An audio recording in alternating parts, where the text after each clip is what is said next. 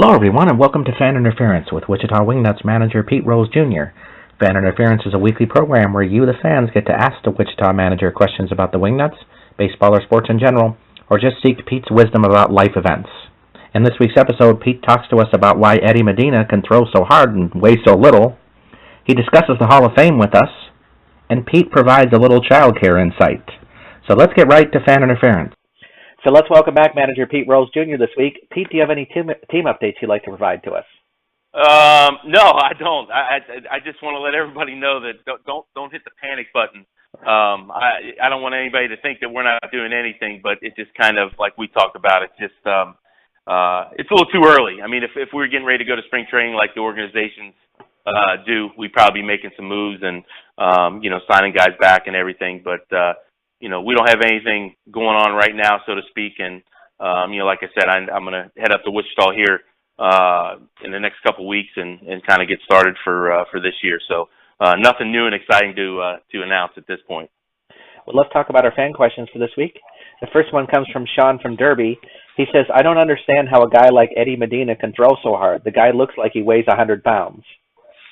Yeah, you know what? It's crazy, but I mean, a lot of people don't see what kind of work Eddie does as far as his work ethic and what he does before games. But some guys, look at Billy Wagner. They just got that gift from the man upstairs, and that right arm just kind of comes at you, and here it comes, and stuff he can't explain. You don't even try to explain, but he throws the ball good. But I'll tell you what, Eddie works his tail off. Not only in the weight room, but before the game, and he keeps himself healthy, and maintenance as far as icing and stretching and that kind of stuff. So, but I agree with him. You look at him and you wouldn't think anything, just like facing Billy Wagner in the shadows, which I did, and it just kind of shoots out you and it's on top of you and it's heavy. But I think you got to give the man upstairs a lot of credit. But on the other hand, Eddie works his tail off.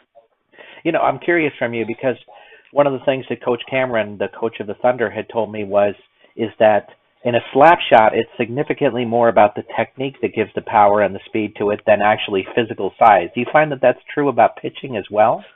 It's funny you say that. It's for me, it's the pitching and hitting are a lot of same. As long as you keep your body out of it, you're going to do what you need to do. As far as you're going to use your gifts, your technique will let you throw as hard as you're supposed to throw. When you try to throw 100, you usually throw 75 to 80 just because your body gets in the way and you use all body as opposed to using your hands or using your arm. You let that go first and then everything comes behind it, which I'm sure is probably the same thing in a slap shot, but obviously I've never really taken that many slap shots. I mean, when I was a kid I played, but I think it's kind of similar, but I think pitching is definitely, I think if you keep your body out of the way, I think a lot of pitching coaches will tell you, your body comes in afterwards and it kind of gives you that little snap, that little velocity at the end. Barry from Overland Park asks, he says, the Indians look really tough after signing Carcione. Do you see them returning to the series? Definitely. I mean, look at their staff. I mean, they got a heck of a pitching staff. They got a great bullpen. They got a great manager, obviously, but they had a guy like him to go along with Kipnis and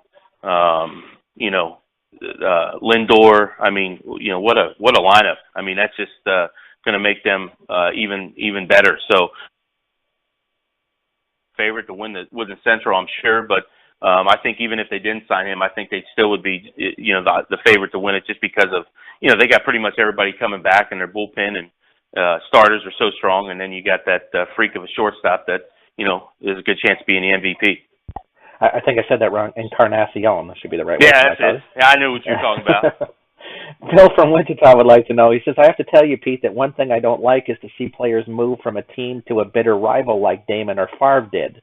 I don't get how a guy can be on a team that hates the other team and then go to that other team.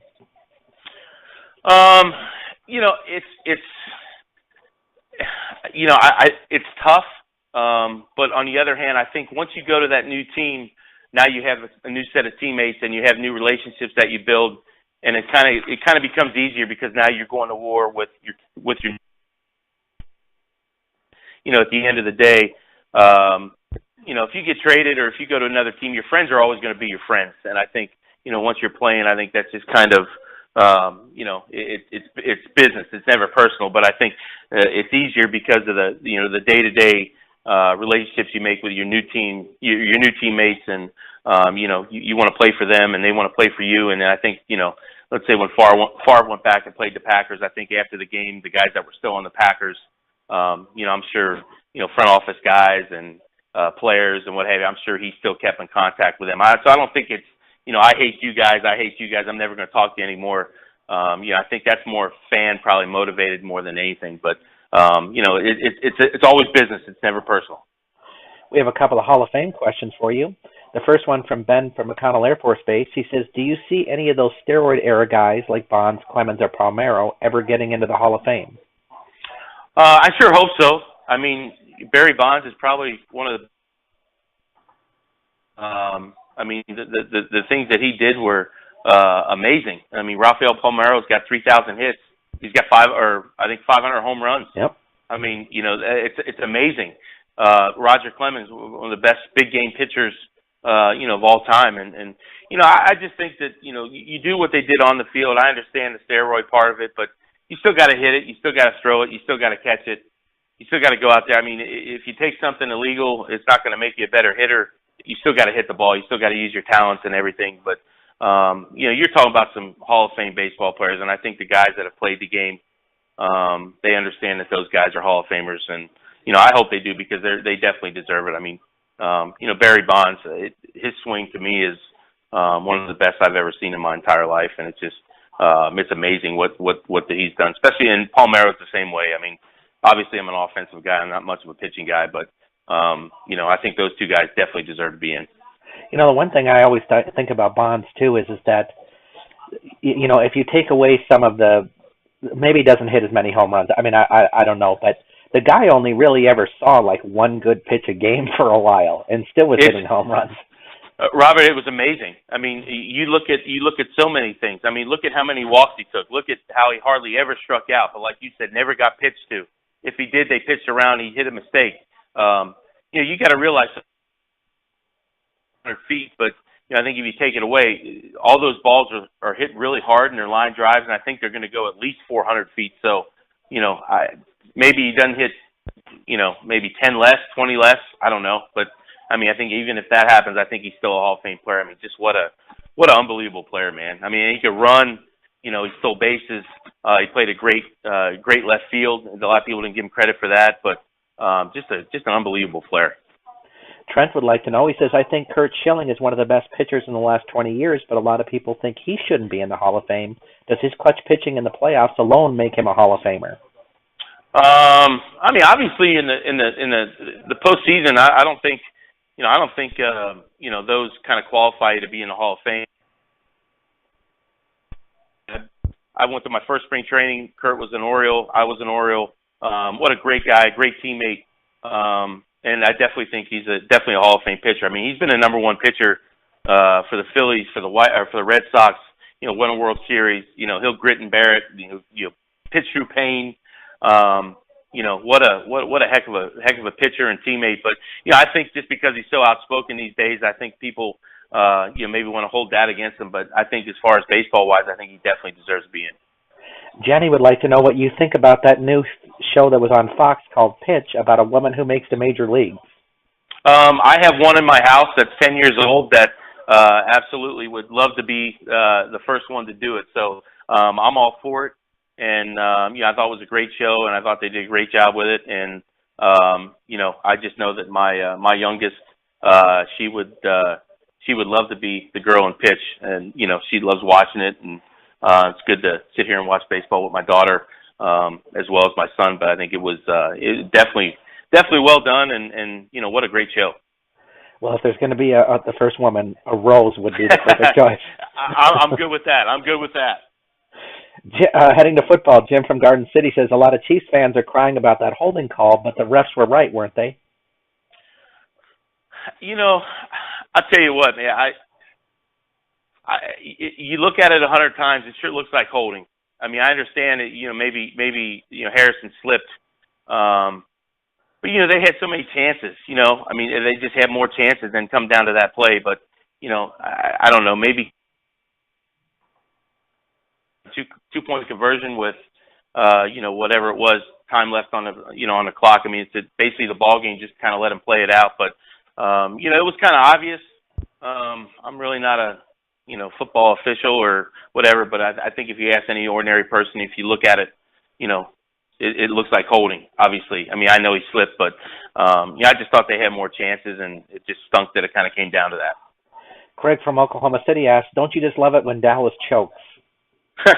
Christian Stringer I'm sure he is kicking himself because he's one of the biggest Cowboy fans, I think I've ever met. But, I actually enjoyed watching them. I mean, to see those young guys, have unbelievable years with Prescott and Zeke being an Ohio guy, went to Ohio State. What a heck of a run they had. But you know what, to be young and, I understand that coming from our season last year, we had some young guys pitching some pretty big spots. And I'll tell you what, you don't like to see anybody choke, but I think I think it did them good, and I think they're going to come back even better and stronger, and I think they're going to make a run. I think they have a chance to do it for, a good number of years just because on how young they are. So, but what a great year they had. But, it kind of stunk, how they kind of lost it. I would have waited to take the time out to run the clock down to 3 or 4 seconds and then kick the field goal. I didn't understand why they took the time out at 40 and, kicked it on second down. Just let the clock run, call it with 5 or 10 seconds, kick the ball, and that way you don't let that freak Aaron Rodgers have any time left on the clock to do what he did. Phil from Columbus asked, it looks like Marvin Lewis will stay the Bengals coach. I think that is a good call. How about you? Yeah, definitely. I mean, I've said it before. I mean, I think he's a heck of a. We've been in the playoffs, 6 years in a row up until this year, and we had some injuries, but I think it's good. I think we get healthy, and hopefully we don't trade McCarron because I think he's that one heck of a quarterback. I think we're going to be okay. Next year you got Montez coming back. You got the defense pretty much intact. Gino's going to come back. You got AJ's back. Jeremy Hill, Gio. I mean, you guys got hurt. Eifert was hurt all year. But I think it's a good move. I mean, he knows the personnel. And like we've talked about before on the show, I think teams that don't just keep running guys in and out of there, I think they have a better chance at long-term success just because, you know what you're getting when you go through the door. And I think that's a plus, being a player. If I know what my manager's going to do, I know how he's going to be, I'm going to know what he expects. It makes my job a lot easier, and I'm not going to be surprised at anything. Linda from Wichita asked, she says she's heard you talk a lot about your knee. How does that limit what you can do? I had a knee replacement in 2012. I had a total knee replacement on my left knee, but I played the last 7 years of my career on an arthritic left knee. So I basically just ran in the game. I didn't really run any other time. But now the only thing I really can't do is get down on my knees, like let's say on the carpet or something like that. It just doesn't, it doesn't really feel comfortable. But I try not to run just because they tell you not to, break the joint down. So I try not to run, at all, just so I can, I don't have to get another one for, maybe another 15 years or what have you. But I really need to have it. I'm glad I had it. And besides running, I can hit still, I can throw still, I can take ground balls. I would love to play for the Stars on those 2 days off. Important and maybe 8 at bats or 12 at bats or something. So I'll probably I won't be able to do that. But as far as everything else, everyday stuff, I get around pretty good, and it was bad at the beginning, but I'm glad I got it done. Henry from Salina would like to know, what major league ballpark did you least like to visit as a kid? Oh man, that's a tough one. I mean, Candlestick wasn't very nice just because it was always windy and cold, and then the locker room was down the right field line for the visitors. So, but their new one, I would love to go there. It just looks amazing, and with the atmosphere and everything. So, San Francisco wasn't very good. Shea Stadium was okay. Obviously, Citi Field's beautiful, but I mean, just as far as like locker rooms and that kind of stuff, it had a lot of character. Wrigley Field may be one of the best places I've ever been to in my life. I mean, that's a great place. But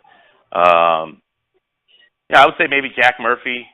That was kind of bad for baseball, and definitely I would say San Francisco. Montreal wasn't very good too because you just kind of you were inside the whole time, and there was a sewer underneath the turf at first base. So when you moved over there, it kind of rattled. So and it was always cold and wet in Montreal. So great towns, all of them great towns, but just the old ballparks, not so much. I grew up near the San Francisco area, and so people kind of get an idea about this. The Giants used to have a promotion that if you stayed through a night game, they would give you like free prizes or something. So it was terrible, and it's you think California during the day it was beautiful, but sure enough, once game time came, it just got cold, and the wind always in Candlestick it never blew out or in, it just swirled. Yeah, it was cold. It was the weirdest thing. Tom from Wichita asks, he says, I know this may be hard to explain on a podcast, but what stance do you recommend for teaching your child how to hit? I teach my son to just have an athletic stance as far as like you're playing defense and back. You get athletic, and all I want from my son is for his hands to be up and back, and then just see the ball and just let it fly. I mean, there's really everybody's going to have their little take on what they do, but I think if I'm going to teach somebody, like obviously I did my son and my daughter, just athletic stance, hands up and back, and see it and try to hit it as hard as you can. Now we pull out the couches. Shelley has a question for Pete. She says, my boyfriend and I have been talking about having kids one day, and I told him how worried about being a mom I am. He seriously looks at me and says, I am not worried about being a dad. I have a dog. He seriously thinks taking care of a dog is the same thing. Is it time to stop talking about having kids with him? That's a rough question because we did the same thing. I had a dog. When you see your own blood, it's a life-changing experience, and people that have kids will know exactly what I'm talking about. And it's, a dog, you can just put it in the crate and you can kind of go to sleep. A baby, you gotta, it's a different ball game, but it's definitely well worth it. So, she might want to, I don't know, maybe keep prying a little bit, or maybe maybe throw some booklets down on the table or something like that, or maybe sitting down and break it down to him an easier way to say, hey, it's, we're not raising labs, we're going to raise kids here, so we might need to do a little things different. You know what I mean? So it's definitely a different ball game, but well worth it, man. It's life changing, and it's the two greatest things that's ever happened to me in my life, and it's amazing. Awesome. Well, thanks for joining us this week, Pete. You got it, pal. I'll talk to you next week. We want to thank manager Pete Rose Jr. for joining us on Fan Interference this week. If you have your own questions you'd like to ask the Wichita Wingnuts manager, please send them to us at askpete@minorleaguesportsreport.com. That's askpete@minorleaguesportsreport.com. Please have your questions to us by Sunday evening so we can give Pete a little time to review them before we record the show. I'm Rob Pannier, the managing editor of the Minor League Sports Report, and we'll see you next time on Fan Interference.